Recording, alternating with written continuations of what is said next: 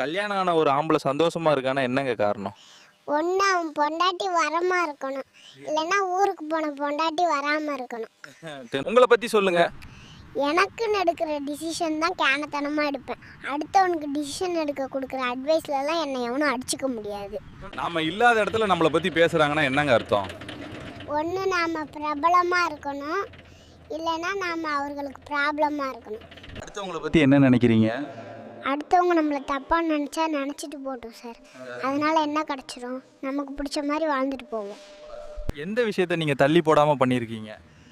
நாளைக்கு செஞ்சிடலான்னு தள்ளி போடாத ஒரே வேலை செல்ஃபோனுக்கு சார்ஜ் போட்டுறது தான். எல்லாத்துக்கும் என்னங்க சொல்றீங்க? நீ யாரோட வாழ்க்கையில் மெயின் ரோல் பண்ணணும்னு நினச்சியோ அவங்களோட வாழ்க்கையில் கேமியோ ரோல் பண்ணிட்டு போயிடுவாங்க. உங்க ஃப்ரெண்டை பத்தி சொல்லுங்க. வேலைக்கு நடுவில் ரீல்ஸ் அனுப்புகிற மற்றவங்க எங்கே, ரீல்ஸ் அனுப்புறதையே வேலையாக வச்சுருக்க நம்ம சின்ராஸ் எங்க. அடுத்த வருஷம் என்னங்க பண்ணலான்னு இருக்கீங்க? நான் மட்டும் என் ஹார்ட்டை கழட்டி வச்சுட்டு பிரெயினை மாட்டிட்டு வந்தால் நீங்கள்லாம் காலிடா. நீங்க எதை நினைச்சு ஃபீல் பண்றீங்க? எனக்கு சம்பளம் 25,000ங்க, பையன் ஸ்கூல் ஃபீஸ் 30,000ங்க. அவன்கிட்ட மகனே ஒரு ரைம்ஸ் பாடுன்னு கேட்டேங்க, அதுக்கு மோனிகா பெல்லுச்சி இறங்கி வந்தாச்சுன்னு பாடுறாங்க. என்ன கொடுமைங்க. உங்க அம்மா பத்தி சொல்லுங்க. மனசே சரியில்லைம்மா, ரொம்ப கஷ்டமாக இருக்குன்னு சொன்னாங்க. அதுக்கு போய் முடி ஓட்ட வெட்டிட்டு வா, எல்லாம் சரியாக போயிடும்னு சொல்கிறாங்க. நியூஸ் பார்த்தீங்களா? கணவரால் அடிக்கடி பிரச்சனை ஏற்பட்டால் அவரை வீட்டை விட்டு வெளியேற்றலாம் சென்னை உயர்நீதிமன்றம். புருஷனாலே இழிச்சவாயன் தானே. லவ் பண்றீங்களா?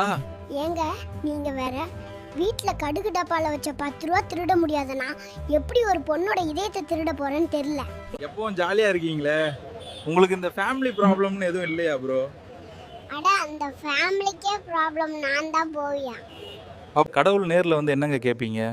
இந்த வாழ்க்கை எனக்கு வேணாம், என்னை சின்ன பிள்ளையா ஆக்கி விடு, நான் முதல்ல இருந்து வளர்ந்து வரேன்.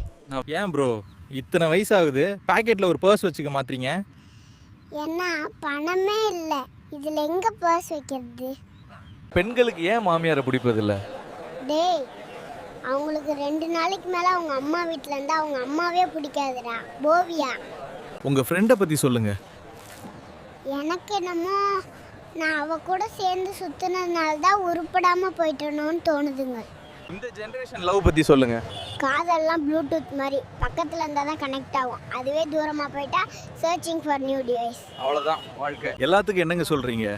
பிறந்து விட்டோம் என கடமைக்கு வாழாதே, இனி பிறக்க மாட்டோம் என அனுபவித்து வாழ்.